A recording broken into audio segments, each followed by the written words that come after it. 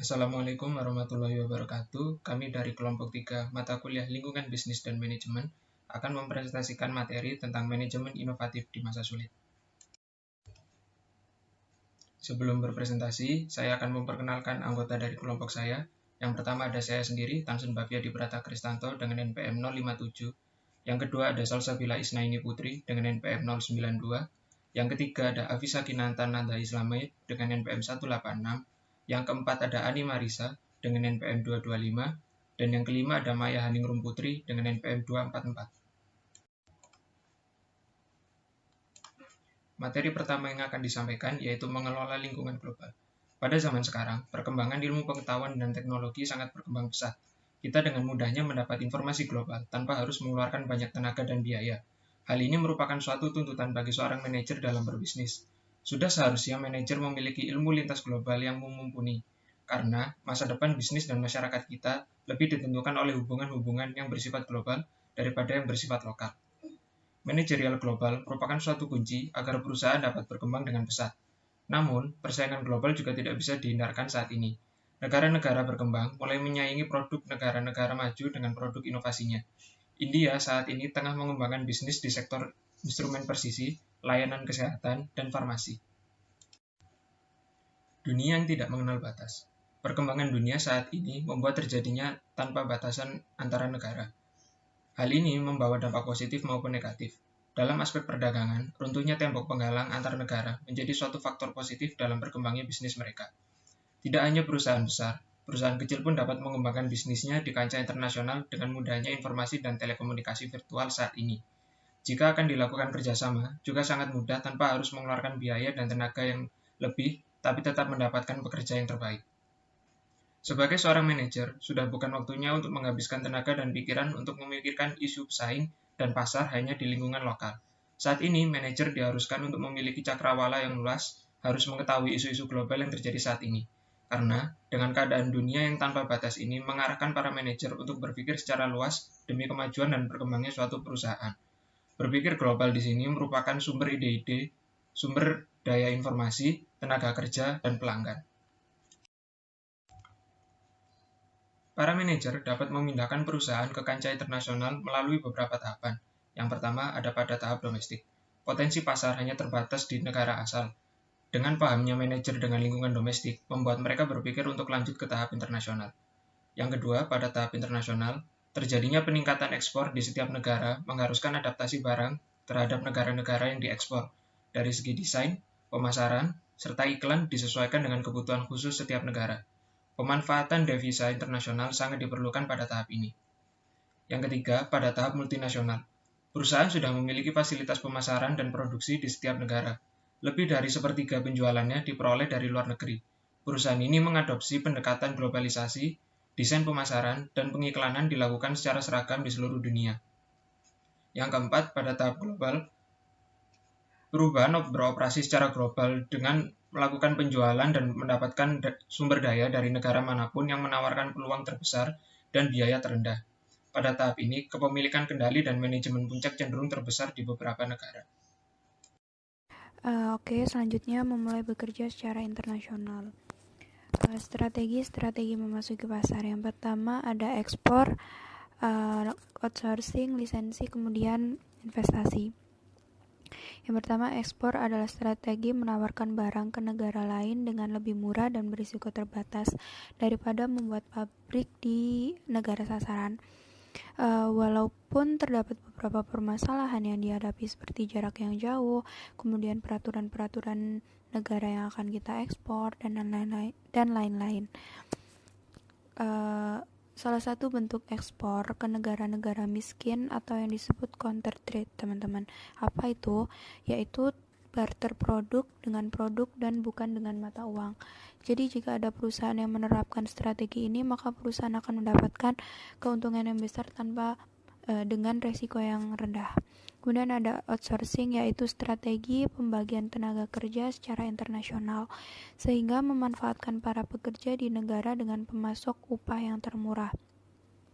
Nah, pasti ada negara yang memiliki pekerja dengan upah yang murah kan teman-teman. Jika suatu perusahaan menerapkan outsourcing ini di negara tersebut, maka perusahaan tersebut akan mendapatkan keuntungan yang besar tanpa mengeluarkan biaya yang besar pula. Kemudian ada lisensi. Strategi ini dilakukan oleh perusahaan perlisensi kepada perusahaan terlisensi. Hal ini merupakan strategi untuk memudahkan dalam memasarkan barang secara luas. Perusahaan pelisensi ini akan memasok barang kepada perusahaan terlisensi yang kemudian akan dipasarkan. Nah, di sini juga ada waralaba, teman-teman. Tentunya teman-teman sudah nggak asing juga sama waralaba. Waralaba merupakan salah satu bentuk dari strategi lisensi ini. Namun ada sedikit perbedaan, yaitu pada nama, sistem kerja, dan otonominya. Jika dalam lisensi umumnya nama, sistem kerja, dan otonominya itu dibuat oleh perusahaan yang terlisensi itu. Namun jika di waralaba, nama, sistem kerja, dan otonominya sendiri ditentukan oleh pemilik merek atau perusahaan pusatnya. Kemudian yang terakhir ada investasi langsung nih teman-teman.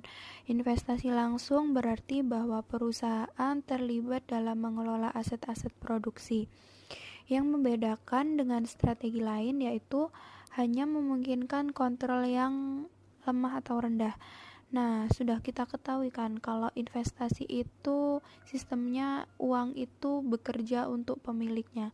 Jadi jika perusahaan menerapkan strategi investasi ini, maka perusahaan akan mendapatkan keuntungan tanpa harus mengeluarkan tenaga yang lebih. Pada saat ini investasi yang populer adalah joint venture. Tahu nggak teman-teman joint venture itu apa? Joint venture itu sendiri memiliki arti bahwa terjadinya perjanjian bisnis antara dua atau lebih pihak untuk mengumpulkan sumber daya mereka untuk mencapai tujuan tertentu. Biasanya tujuan mereka sama, yaitu untuk mendapatkan keuntungan. Kemudian hal ini sudah banyak dilakukan oleh perusahaan ternama. Jadi perusahaan-perusahaan ternama ini sudah banyak melakukan joint venture ini karena bisa mendapatkan keuntungan yang besar, memperbesar pasar di kancah internasional, namun memiliki resiko yang rendah. Biasanya negara sasaran untuk membuat produk baru, membangun fasilitas produk, atau membangun jaringan penjualan dan distribusi.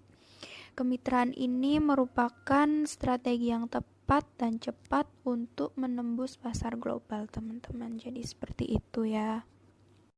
Kemudian ada lingkungan bisnis internasional. Manajemen internasional atau international management adalah manajemen operasi bisnis yang dilakukan di lebih dari satu negara. Tugas-tugas mendasar manajemen bisnis termasuk pendanaan, produksi, serta distribusi barang dan jasa tidak banyak berubah ketika suatu perusahaan melakukan transaksi bisnis di tingkat internasional. Fungsi-fungsi manajemen dasar perencanaan, pengorganisasian, kepemimpinan, dan pengendalian tidak berubah ketika suatu perusahaan beroperasi baik di kancah domestik maupun internasional. Jadi sama ya teman-teman antara saat ada di domestik maupun sudah di internasional. Namun para manajer akan mendapat kesulitan dan resiko yang lebih besar ketika menjalankan fungsi-fungsi manajemen tersebut di kancah internasional. Tentu saja karena wilayah domestik dan internasional juga sudah berbeda ya teman-teman. Kalau internasional cangkupannya sudah sangat luas, berbeda dengan cangkupan di domestik. Oke, selanjutnya ada lingkungan ekonomi. Lingkungan ekonomi adalah kondisi ekonomi di negara tempat organisasi internal beroperasi. Lingkungan ini terdiri atas berbagai faktor seperti pembangunan ekonomi pasar, sumber daya, dan produk, serta nilai tukar yang semuanya akan dibahas ya teman-teman. Di samping itu, faktor-faktor seperti inflasi, tingkat suku bunga, dan pertumbuhan ekonomi juga merupakan bagian dari lingkungan ekonomi internasional. Yang pertama ini yang akan kita bahas ada pembangunan ekonomi. Pembangunan ekonomi merupakan pembangunan ekonomi di berbagai negara dan wilayah di dunia sangat berbeda atau beragam. Negara-negara tersebut dapat dikategorikan sebagai negara berkembang atau negara maju. Kriteria tradisional yang digunakan untuk mengelompokkan negara-negara menjadi negara maju atau negara berkembang adalah pendapatan per kapitanya. Jadi suatu negara maju atau negara berkembang dapat kita bedakan dilihat dari pendapatan per kapita dari negara tersebut, teman-teman. Pendapatan per kapita yaitu pendapatan yang dihasilkan dari produksi barang dan jasa suatu negara dibagi dengan jumlah penduduk. Jadi jika pendapatan per kapitanya suatu negara ini besar, maka negara tersebut dapat dikategorikan sebagai negara maju. Negara-negara berkembang memiliki pendapatan per kapita yang rendah dan pada umumnya berada di Asia, Afrika, dan Amerika Selatan. Negara-negara maju berada di Amerika Utara, Eropa, dan Jepang. Mayoritas perusahaan internasional bermarkas di negara-negara maju berekonomi tinggi, namun para manajer yang cerdas banyak berinvestasi di Asia dan Eropa Timur, Amerika Latin, dan Afrika. Kemudian perusahaan-perusahaan ini menghadapi resiko dan tantangan modern, namun berdiri tegap untuk meraup keuntungan besar di masa yang akan datang. Kemudian ada pasar, sumber daya, dan produk. Ketika menjalankan bisnis di negara lain, para manajer harus mengevaluasi tuntutan pasar daya sebagai penyedia bahan baku dan tenaga kerja juga harus tersedia. Sebagai contoh akan produk mereka. Jika tuntutan tinggi, maka mereka dapat memutuskan untuk mengekspor produk mereka ke negara tersebut. Namun, untuk mendirikan pabrik baru, pasar sumber daya sebagai penyedia bahan baku dan tenaga kerja juga harus tersedia. Sebagai contoh, tantangan terbesar McDonald's yang menjual Big Macs di semua benua kecuali Antartika adalah untuk memperoleh pasokan mulai dari kentang untuk hamburger hingga roti dan sedotan plastik. Kemudian ada nilai tukar. Nilai tukar atau exchange rate adalah nilai tukar mata uang suatu negara terhadap uang negara lain. Fluktuasi nilai tukar merupakan kekhawatiran utama bagi pemilik perusahaan yang berbisnis di kancah internasional. Perubahan nilai tukar dapat berdampak besar bagi daya utang bisnis internasional yang menukarkan jutaan dolar dengan mata uang lain setiap hari.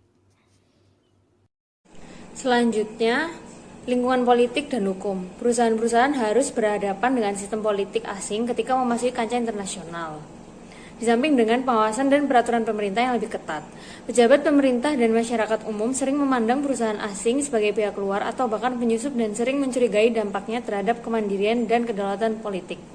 Risiko politik atau politik risk didefinisikan sebagai risiko kehilangan aset, daya untung, dan kontrol manajemen karena peraturan atau tindakan politik dari pemerintah tuan rumah. Selanjutnya, lingkungan sosial budaya. Yang pertama, nilai-nilai sosial. Banyak manajer Amerika Serikat yang gagal menyadari bahwa nilai-nilai dan perilaku yang biasanya mengatur pelaksanaan bisnis di Amerika Serikat tidak diterjemahkan secara beragam di negara-negara lain. Satu cara bagi para manajer untuk menangani budaya lokal adalah dengan memperbedakan nilai-nilai sosial, yaitu salah satunya dimensi nilai Hofstede, meliputi jarak kekuasaan, individualisme dan kolektivisme, tingkat penghindaran ketidakpastian, dan maskulinitas atau feminitas. Selanjutnya ada dimensi nilai proyek global, meliputi sikap asertif, orientasi masa depan, penghindaran ketidakpastian, perbedaan gender, jarak kekuasaan, kolektivisme sosial, orientasi kinerja, dan orientasi kemanusiaan. Assalamualaikum warahmatullahi wabarakatuh. Perkenalkan, nama saya Ani Marisa, NPM 20013010225. Saya akan melanjutkan presentasi dari teman saya. Yang selanjutnya yaitu ada perbedaan komunikasi.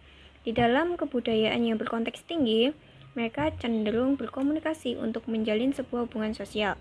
Dan dalam konteks ini, kepercayaan merupakan sesuatu yang paling penting daripada bisnis. Hal ini berbeda dengan di kebudayaan yang berkonteks rendah, di mana mereka lebih mengutamakan untuk bertukar informasi dan fakta tentang bisnis. Di sini, kesejahteraan individu adalah hal yang paling penting. Lalu yang selanjutnya yaitu ada karakteristik kebudayaan lain. Karakteristik kebudayaan lain yang mempengaruhi organisasi internasional diantaranya adalah bahasa, agama, lalu sosial, organisasi sosial, pendidikan, dan juga sikap. Yang selanjutnya yaitu aliansi perdagangan internasional. Yang pertama ada GATT dan Organisasi Perdagangan Dunia atau WTO. GATT yang ditandatangani 23 negara bermula sebagai sejumlah aturan untuk memastikan non-diskriminasi, lalu prosedur yang jelas, memecahkan perselisihan, dan juga untuk partisipasi negara berkembang dalam pasar internasional. Sedangkan WTO sendiri merupakan pencerminan kematangan GATT yang mendorong adanya liberalisasi perdagangan lebih besar dan juga menerapkan peraturan yang lebih kuat. Yang kedua yaitu ada Uni Eropa. Uni Eropa yang ditandatangani 27 negara memiliki tujuan untuk menciptakan suatu sistem pasar tunggal yang tangguh untuk konsumen Eropa yang memungkinkan untuk bergerak bebas. Selanjutnya yaitu reaksi menantang globalisasi. Seiring makin terhubungnya seluruh dunia, reaksi menantang dari globalisasi pun bermunculan.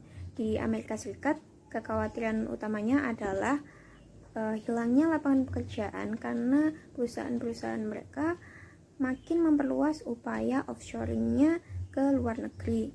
Nah, sebagai contohnya yaitu Boeing mempekerjakan para ahli aeronautika dari Rusia untuk merancang kontainer bagasi dan bagian sayap pesawat. Lalu selanjutnya ada perusahaan multinasional. Sejumlah besar volume bisnis internasional dilaksanakan di dunia yang tanpa batas. Ini oleh perusahaan-perusahaan internasional yang dapat dipandang sebagai perusahaan global, perusahaan tanpa negara, atau perusahaan transnasional. Dalam dunia bisnis, perusahaan-perusahaan internasional besar ini biasanya disebut sebagai perusahaan multinasional yang banyak menerima perhatian. Selanjutnya, mengelola lingkungan global. Para manajer baru yang ingin memajukan karirnya sadar akan pentingnya pengalaman di kancah global. Namun, bekerja di negara asing dapat menimbulkan tantangan pribadi dan organisasi yang sangat besar. Kompleksitas pekerjaan di kancah internasional ditunjukkan oleh sebuah penelitian tentang faktor-faktor yang dapat menyebabkan kegagalan para manajer. Selanjutnya, mengembangkan kecerdasan budaya. Kecerdasan budaya adalah kemampuan seseorang dalam menggunakan daya pikir dan pengamatannya untuk menafsirkan bahasa tubuh dan situasi baru serta memberikan respon perilaku yang sesuai. Kecerdasan budaya meliputi 3 aspek yang sama pentingnya. Yang pertama, kognitif, emosional, dan fisik. Aspek kognitif mencakup kemampuan mengamati dan memahami tanda-tanda, sementara aspek emosional berkaitan dengan kepercayaan dan motivasi diri. Aspek fisik adalah kemampuan seseorang untuk menyesuaikan gaya bicara, ekspresi, dan bahasa tubuhnya dengan budaya setempat. Yang terakhir, melakukan pengelolaan lintas budaya. Di samping mengembangkan kecerdasan budaya, para manajer dapat mempersiapkan diri untuk bekerja di kancah internasional dengan memahami nilai-nilai sosial, Hofstede, dan Globe yang dianut di negara tempat mereka bekerja. Sebagai contoh, Amerika Serikat sangat menganut individualisme sehingga manajer Amerika Serikat yang bekerja di Jepang harus menyesuaikan cara memimpin dan mengontrolnya agar dapat berhasil, karena Jepang menganut kolektivisme. Contoh-contoh berikut merupakan generalisasi, namun memberi cerminan bagi para manajer ekspatriat agar dapat lebih berhasil. Ekspatriat adalah para pekerja yang tinggal dan bekerja di luar negeri. Sekian presentasi dari kelompok kami. Kurang lebihnya mohon maaf. Wassalamualaikum warahmatullahi wabarakatuh.